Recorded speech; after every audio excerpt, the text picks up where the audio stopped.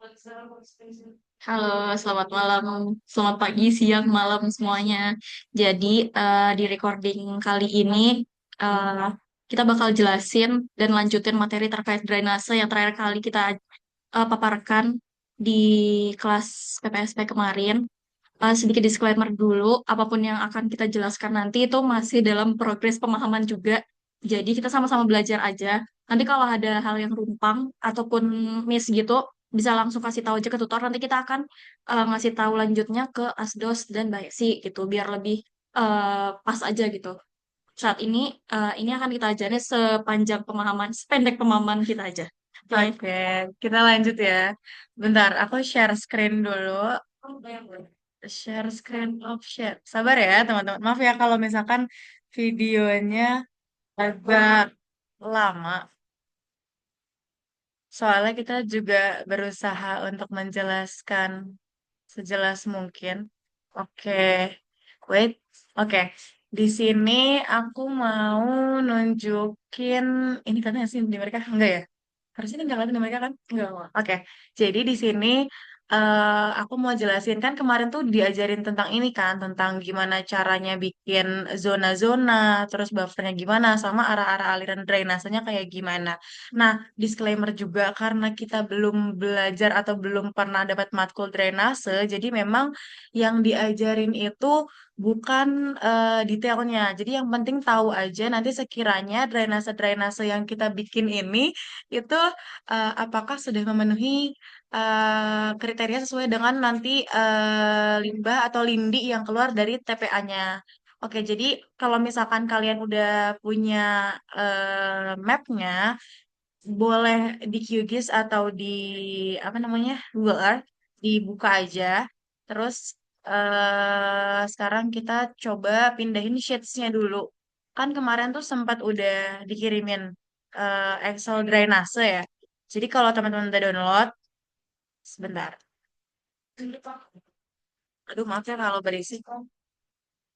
Nah, kalau teman-teman udah download, dibuka aja Excel yang udah dikirimin dari sama tutor. Aduh, maaf ya guys, sabar, sabar ya. Nah, kan nanti tuh akan kayak gini bentukannya. Akan ada satu sheets, tapi di sheets tersebut tuh akan ada banyak tabel-tabel. Ya mungkin tabel-tabel atas ini bisa teman-teman baca aja. Ini tentang rata-rata curah hujan, analisis frekuensi dan segala macamnya. Pokoknya ini tuh untuk matkul drainase sebenarnya. Nah, tabel yang akan kita pakai itu di tabel ini, di lampiran 10 perencanaan saluran drainase TPA. Jadi caranya gimana biar sheets ini masuk ke Excel kalian? Caranya di judul sheetsnya ini, terus diklik kanan, habis itu di move or copy, habis itu, nah ini yang tubuhnya, kalian kan tadi udah buka Excel kalian juga nih. Ini Excel, aduh kelihatan nggak sih? Kelihatan. Ya, itu dah. Pokoknya itu kalian buka Excel kalian dulu. Terus jadi kalian udah ngebuka dua Excel kan. Nah, jadi di tubuhnya kalian pencet yang panah ke bawah. Itu nanti tujuannya ke Excel kalian. Ini misal punya aku yang tugas mandiri. Terus nanti kalian mau taruh di antara sheets. Di sebelum sheets apa? Misal aku mau taruh di sebelum sheets yang diagram material balance. Jadi nanti tempatnya akan ada sebelum sheets diagram material balance. Nanti kalau udah naruh tempatnya, terus di create a copy, habis itu di OK. Nah, oke. Nanti ini udah tutup aja, X aja, save, X. Nah, nanti di sini, di Excel kalian, akan ada sheets baru yang tadi dipindahin nih, si drainase bener dua. Kenapa dua? Karena aku udah ada yang satunya, yang benernya, yang sebelumnya. Nanti di kalian akan muncul drainase benar. Terserah rename aja lah sheetsnya pakai drainase gitu. Terus nanti yang tadi aku bilang kita akan fokus ke tabel ini. Kita akan jelasin pelan-pelan bagaimana cara mengisi tabel ini.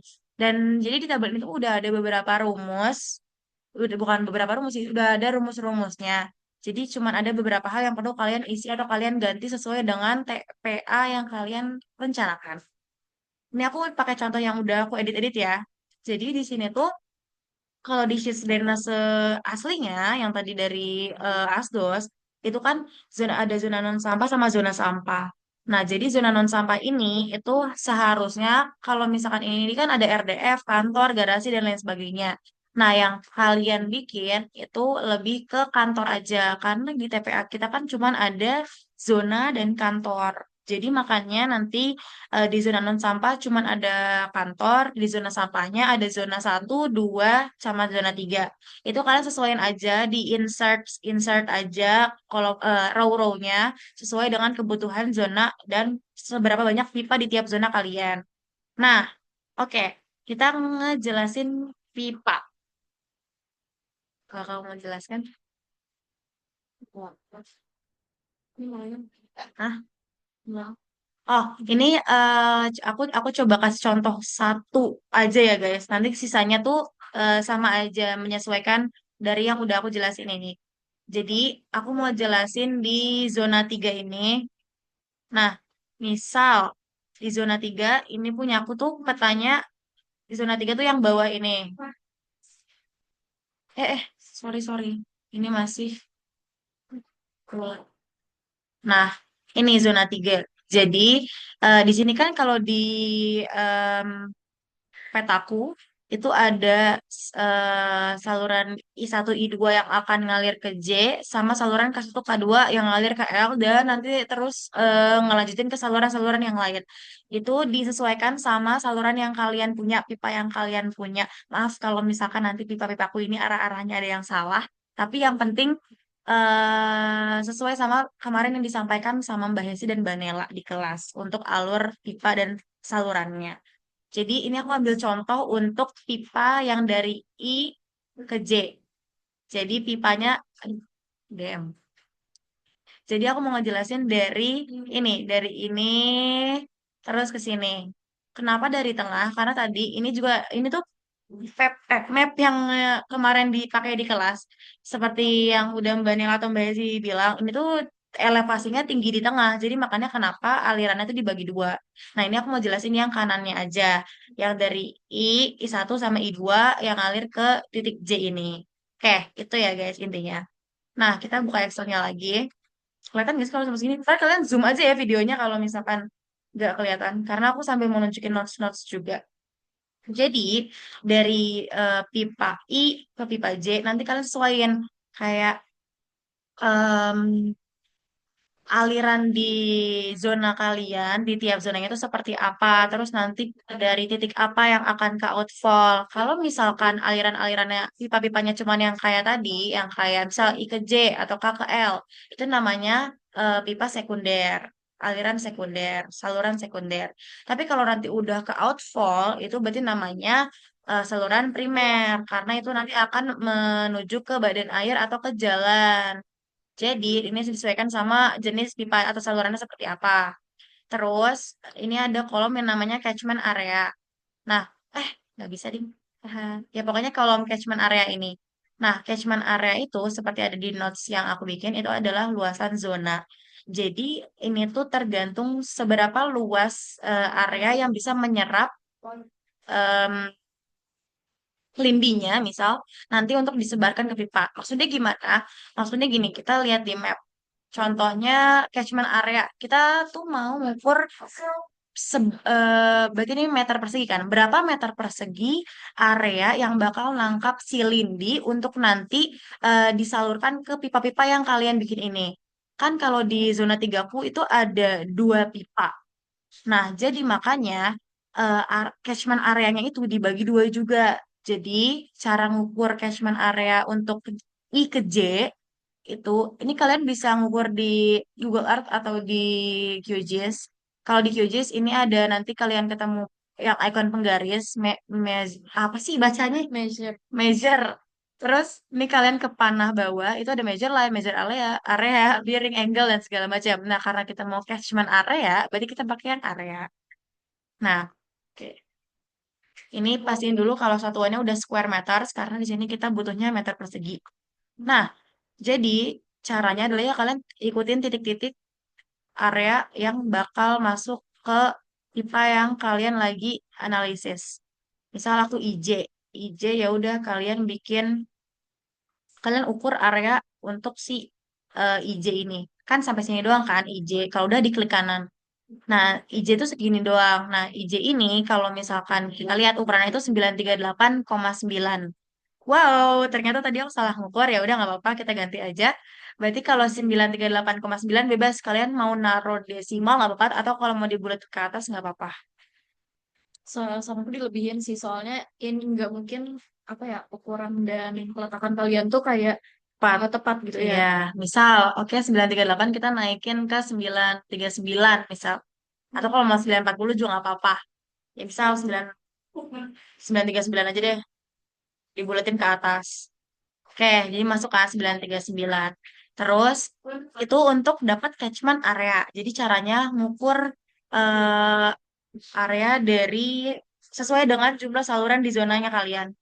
Atau kalau misalkan case-nya kayak di zona satuku, ini tuh em, alirannya cuma satu pipa. Jadi nggak mecah jadi dua. Untuk yang case-nya kayak gini, itu catchment areanya ya udah keseluruhan segininya aja. Jadi nggak usah dibagi dua. Dibagi dua itu kalau di dalam satu zona ada dua aliran yang berbeda kayak gitu. Kita lanjut ya ke kolom selanjutnya. Oke, untuk kolom selanjutnya itu ada C. C ini tuh di sini kalau kalian lihat itu 0,3 semua. Oh iya, aku mau disclaimer dulu.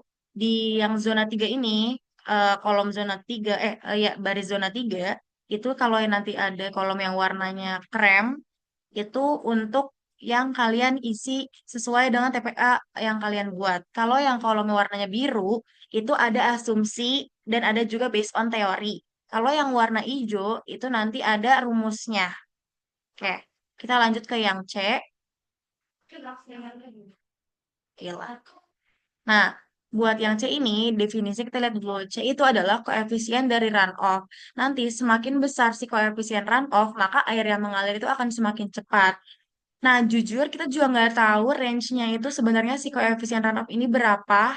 Karena itu kalau nggak salah masuk ke matkul drainase, tapi yang disarankan dari ASDOS itu disamain dulu koefisien runoff-nya adalah 0,3. Makanya di sini disamain semua koefisien runoff-nya 0,3. Terus kita lanjut ke elevasi tanah. Nah, buat elevasi mau nggak mau, kalau yang kan ini aku buka QGIS, mau nggak mau, biar gampang, kita buka Google Earth. Ini QGIS bisa awas dulu nggak sih? Gak apa, biarin aja. Oke. Nah, buat elevasi tanah itu kan ada kolom hulu sama kolom hilir. Kolom hulu itu titik tertingginya, kolom hilir itu titik terendahnya. Ini di kayak kemarin aja nentuin digeser-geser kursornya dan dilihat di bagian kanan bawahnya elevasinya berapa meter. Misal aku di zona 3 dan I ke J. I ke J kan tadi ini ya, garisnya seperti ini di kursor aku. Terus kalau hulunya dicek aja kira-kira di sini sesuai sama panah tadi juga hulunya tuh berapa elevasinya. Oh, di sini hulunya paling tinggi ada 9, hilirnya berapa? Hilirnya di sini ada 7. Jadi makanya langsung dimasukin ke tabel aja kalau hulunya 9 dan hilirnya 7. Kayak gitu. Ini sesuai sama hulu hilir dari tiap-tiap saluran kalian. Terus kalau buat beda tinggi, ini tuh rumus. Nanti udah ada gitu dari sheets-nya. Rumusnya adalah hulunya dikurangin hilirnya. Terus buat LO enggak apa? Izin nambahin buat yang elevasi tanah, misal punya kalian tuh datar, misal kayak 7, elevasinya 7 sama 7. Nah, itu dikurangin aja. Jadi hulunya kalian nanti bikinnya 7, tapi hilirnya itu bikinnya 6,9. Jangan sama gitu. Pokoknya harus ada perbedaan tinggi di antara hulu dan hilir per saluran. Iya, betul banget. Terus kita lanjut tadi ke LO. Nah, di LO ini kita lihat notes-nya dulu. Ini adalah panjang dari lahan atau panjang dari saluran yang kalian bikin. Jadi, sebenarnya ini agak sedikit miss. Jadi sebenarnya ini cuman kan kalau tadi kan kita ngukur tuh ngukur area yang bakal menyerap si lindinya kan misal. Nah, untuk LO ini kita ngukur dari berapa sih panjang pipa yang dibutuhin untuk si I ke J gitu. Jadi kita ngukur si I ke J-nya.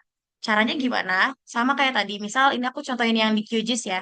Caranya kita ke ruler tadi, measure, terus ke panah bawah. Kan tadi pakainya area. Sekarang kita pakainya ke line. Klik yang line, terus kita arahin ke yang kita mau ukur. Misal tadi aku I ke J kan.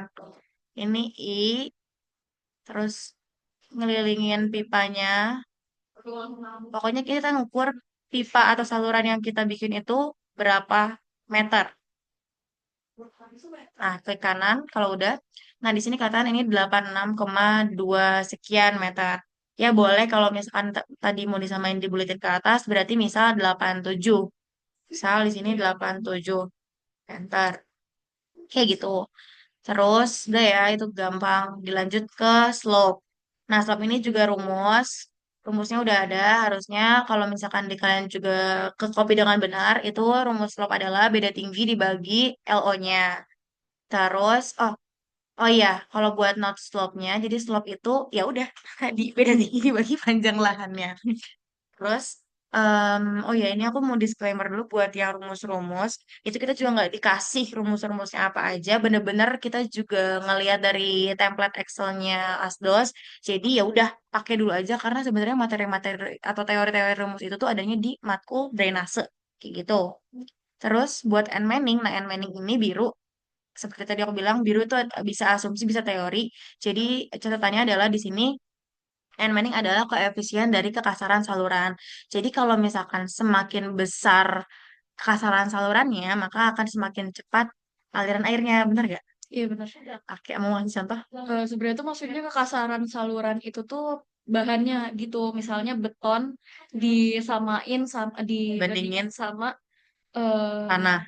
tanah apa ya tanah gitu. Anggaplah tanah gambut yang biasanya kita gunain buat tanian. Ya kan itu kan permeabilitasnya tinggi gitu dibandingin sama beton yang kekasarannya besar dan permeabilitasnya juga kecil. Maksudnya permeabilitas itu adalah kemampuan suatu bahan untuk dialiri oleh air. Nah, itu maksud dari N-Manning adalah koefisien kasaran saluran yang artinya eh, si koefisien ini semakin besar, maka si bahannya ini maksudnya adalah bahannya itu susah dilewati oleh air. Mungkin kayak gitu kurang lebihnya. Oke, kita lanjut ke slope persen. Sebenarnya ini sama aja sih kayak slope, cuma beda dia dalam persen itu rumusnya slope dikali 100. Kayak gitu. Terus kita lanjut ke kolom elevasi saluran. Nah, kalau tadi kan elevasi tanah, kayak seberapa tinggi atau kontur tanahnya itu seperti apa untuk ditaruh saluran itu. Nah, sekarang elevasi salurannya. Jadi perlu teman-teman ketahui, saluran itu adanya posisinya adalah 0,5 di bawah si tanahnya. Iya benar. Jadi makanya di sini Jadi makanya di sini ini tuh rumus guys. Rumus hulu hilirnya itu adalah misal yang hulu itu adalah rumusnya si elevasi yang hulu tadi nih si 9 itu dikurangin sama 0,5 karena posisi pipanya itu ada di 0,5 di bawah si tanahnya tadi. Terus sama juga kayak yang di hilir. Hilirnya itu rumusnya adalah elevasi tanah yang di hilir dikurangi 0,5. Terus kita lanjut ke beda tinggi. Sama kayak tadi rumusnya elevasi yang hulu dikurangin elevasi yang hilir untuk yang saluran. Terus yang LD, nah enggak, itu jangan dibaca notesnya itu salah. Sebenarnya LD ini sama aja. Jujur aku kurang tahu ya LO ini panjangannya apa, LD ini panjangannya apa. Tapi di sini didefinisikan kalau LO itu sama dengan LD. Jadi kenapa? Makanya di sini LD itu ngelink ke kolom LO. Ke kolom mana LO? Nih, ke kolom 87 ini. Jadi setiap nanti kalian naruh nilai di LO, itu harusnya sama dengan LD. Seingat aku di Excel sheets aslinya itu rumusnya nggak kayak gini. Jadi kalau misalkan belum kayak gini, kalian samain aja. Pokoknya LD ini rumusnya sama dengan, terus kalian klik kolom yang LO-nya. Biar nanti ngelink di nilai LO-nya gitu. Terus buat kolom slope rencana, ini rumus juga. Rumusnya itu beda tinggi dibagi sama LD-nya. Terus, nah buat n ini sama aja sih guys. Bentar. Nah, oke. Nah, gini, bedanya ada N Manning di yang ini, kiri ini 0,013, ada N Manning yang 0,03. Bedanya apa? Oke, oke. Jadi jujur gak tahu bedanya apa, tapi pokoknya buat N Manning yang di tanah ini, itu disamain angkanya 0,013. Tapi buat yang N Manning yang ini nih, yang habis saluran itu, di sini ada rumusnya, ada ketetapan melalui rumus Manning. Rumusnya itu I per N kali R pangkat 2 per 3 dikali S pangkat 1/2. Nah, pokoknya ini tuh ada, aku lupa di antara ada range-nya atau memang ada perhitungannya sebelum ini, tapi pokoknya yang kita pakai itu untuk saat ini yang remaining di bagian ini adalah 0,03. Nah, izin nambahin dikit, kenapa si N Manning tadi sama yang sekarang 0,3 itu beda? Karena kita N Manning-nya ini buat saluran. Saluran itu yang mana dia menggunakan bahan beton. Nah, sedangkan kita N Manning tadi adalah kita mendefinisikan N Manning dari tanah. Yang mana permeabilitasnya juga lebih eh, tinggi gitu. Nah, permeabilitasnya rendah. Makanya yang N-Manning ini 0,03 karena berdasarkan bahan dari pipa yang akan kita gunakan. Oke, kita lanjut ke via asumsi. Nah, via asumsi ini kenapa via seperti namanya via asumsi, jadi makanya kolomnya biru. Jadi di sini aku bacain dulu notes-nya. Di sini itu untuk via asumsi ini ada range-nya. Range-nya itu aliran 0,6 sampai 3 meter per second. Jadi pada pembahasannya itu kalau ini kan kita bahas drainase ya. Kalau untuk drainase itu kalau hujan deras itu aliran airnya bakal cepat. Tapi kalau nggak hujan deras itu atau nggak hujan malah itu bakal sangat lambat. Apalagi kalau kemiringannya landai atau permukaannya datar. Makanya kenapa di sini yang biru-biru aku itu naruhnya 0,6 set.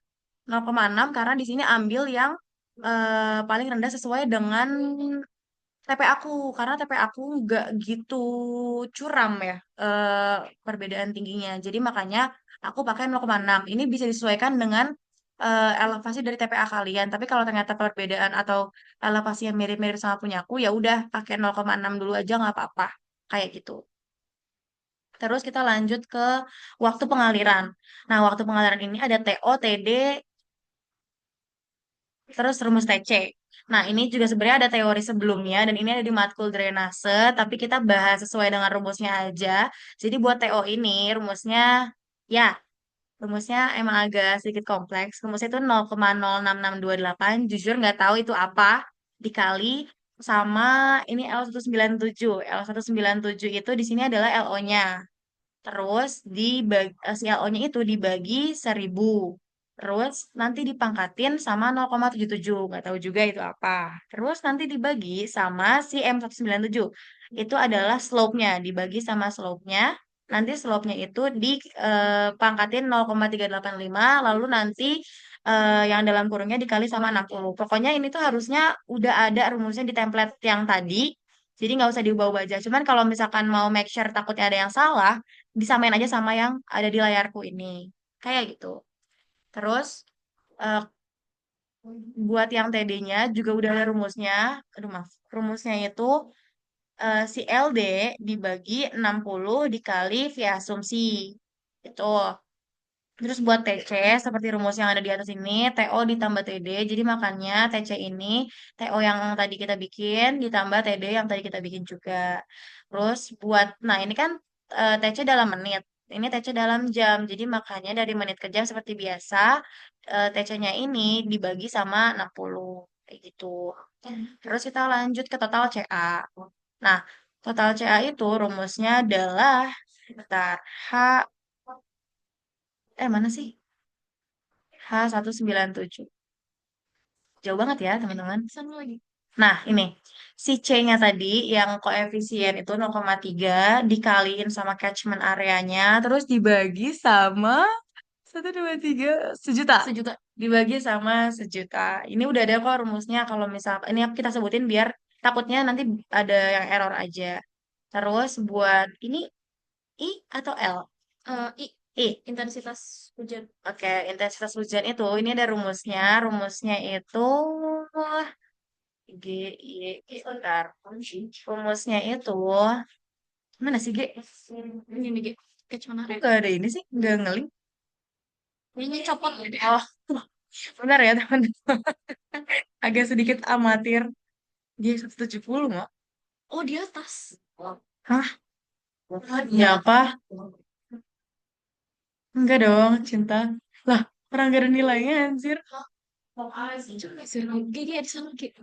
Oh, ini nih Sherman. Ya, Sherman yang kemarin dijelasin. Ya, pokoknya nanti ya Pokoknya nanti si rumusnya itu nanti si yang G170 berarti apa ini? A-nya Sherman dibagi sama yang Y itu apa ya? Yang Y nih dibagi sama TC-nya, terus ini TC-nya, iya TC menit itu dipangkatin sama Sherman tadi itu yang N, kayak gitu. Pokoknya ya rumus kayak gini ya, gitu aja. Terus habis itu di ada nih ada Q sendiri, ada Q kumulatif. Q sendiri itu maksudnya adalah ya udah Q punya pipanya sendiri aja, punya si IJ tadi aja, bukan Q yang lain juga. Jadi Q yang sendiri ini rumusnya yaitu adalah 0,2778 dikali sama total CA-nya dikali sama I-nya. Nah, buat Q kumulatif, kalau untuk Q pertama, ini kan IJ jadi saluran pertama yang diukur, yang dianalisis di zona 3. Jadi Q kumulatifnya adalah bisa main dengan Q dirinya sendiri. Tapi kalau nanti udah mulai yang kedua, misal IJ, terus ntar keduanya JK misal. Nah, JK-nya itu, atau JE, atau apapun itulah, pokoknya rumus kedua dan selanjutnya, itu rumusnya adalah Q sendirinya si punyanya yang kedua ini, ditambahin sama Q kumulatif atau Q-nya si yang atasnya. Jadi pokoknya ini ke rumusnya kiri kiri atas. Iya, kiri atas yang Kiri itu atas, yang kiri atas, kiri atas. Kayak kita pernah deh rumus kayak gini. Ya, pokoknya kayak gitu dah. Ya, rumus kumulatif juga kan? iya. Iya, pokoknya rumusnya yang data yang punya dia ditambahin sama data sebelumnya. Itu nanti di drag aja ke bawah sama aja kayak gitu. Terus buat yang A itu rumusnya Q kumulatif dibagi sama V asumsinya. Terus kita lanjut ke bentuk salurannya. Jujur sebenarnya nggak tahu kenapa ini dari template sebelumnya memang persegi, jadi nggak tahu kenapa kita ikutin aja. Terus yang panjang ini ada B, ada H. Apa itu? Nggak tahu. Untuk yang B ini, oh enggak, berarti kita ngerjain dari yang H-nya dulu teman-teman. Jadi H-nya ini rumusnya adalah H dipangkatin 0,5. Terus nanti kalau udah dapat nilai H-nya, itu nanti kita baru kerjain yang B. B-nya itu si H-nya tadi dikali satu. Apa dong bedanya? Satu, satu itu udah. Sumpah dikali satu semua. Udah, satu itu bisa diganti, cuma asumsinya itu cuma satu. Asumsinya itu satu, jadi diikutin aja dulu. Oke, terus kita lanjut ke kolom RS. Nah, RS ini rumusnya adalah nih eh, panjang yang B tadi dikalikan dengan panjang yang H dibagi 3 dikali panjang yang B tadi. Terus buat freeboardnya dalam satuan meter itu 0,25 dikali si H yang ada di panjang tadi. Terus buat H rencananya itu adalah panjang yang H tadi ditambahin sama freeboardnya. Terus buat V analisa, ini rumusnya satu dibagi sama, sebentar ya, dibagi sama ini N Manning yang 0,03, terus dikali sama si ini RS-nya, terus RS-nya dipangkatin 0,67, terus dikali dalam kurung T, bentar. Ini apa namanya? Slope yang rencana yang di aku 0,2 sekian. Nah, slope yang rencananya itu dipangkatin sama 0,5. Terus udah, nah di sini tinggal kita cek nih apakah yang perhitungan tadi itu memenuhi atau tidak. Nah, perhitungan memenuhi atau tidak itu bisa dihitung memenuhi kalau di atas di atas atau sama dengan 0,3 nilai V analisanya. Tapi kalau di bawah dari 0,3 V analisanya itu nanti kehitungan tidak memenuhi. Sebenarnya bisa memang manual, tapi kalau mau gampang ada rumus if-nya. Rumus if-nya kayak gini. Ini kalau nggak salah di template sebelumnya tuh nggak ada. Jadi ini kalian bisa bikin aja. Rumusnya sama dengan caps lock, if, terus buka kurung, kalian linkin V analisa yang di IJ tadi, terus kurang dari sama dengan tadi syaratnya adalah 0,3, terus titik koma, bisa koma, itu menyesuaikan Excel kalian. Tanda petik tidak memenuhi, boleh caps lock, boleh enggak, terserah. Terus tanda petik lagi, titik koma atau koma, terus tanda petik lagi memenuhi, terus tanda petik lagi, terus tutup kurung. Jadi di sini tuh, aduh maaf ya. Jadi pokoknya di sini nanti kalau misalkan kalian udah masukin finalisanya akan otomatis kebaca di keterangannya apakah memenuhi atau tidak. Kayak contohnya di sini punya aku itu V-analisanya di bawah 0,3, makanya kenapa dia tidak memenuhi. Tapi kalau nanti V-nya misal di atas atau sama dengan 0,3, nanti keterangannya akan memenuhi. Jadi itu aja buat penjelasan lanjutan Excel drainase kali ini. Yang dikerjain cuma tabel ini aja. Untuk nanti dimasukin ke Tubes kayak gimana atau apa aja nanti akan dijelasin lebih lanjut ya. Oke, mungkin sekian dari kami. Ada yang mau sampaikan? Cukup. Cukup. Sekian dari kami. Wassalamualaikum warahmatullahi wabarakatuh. Bye.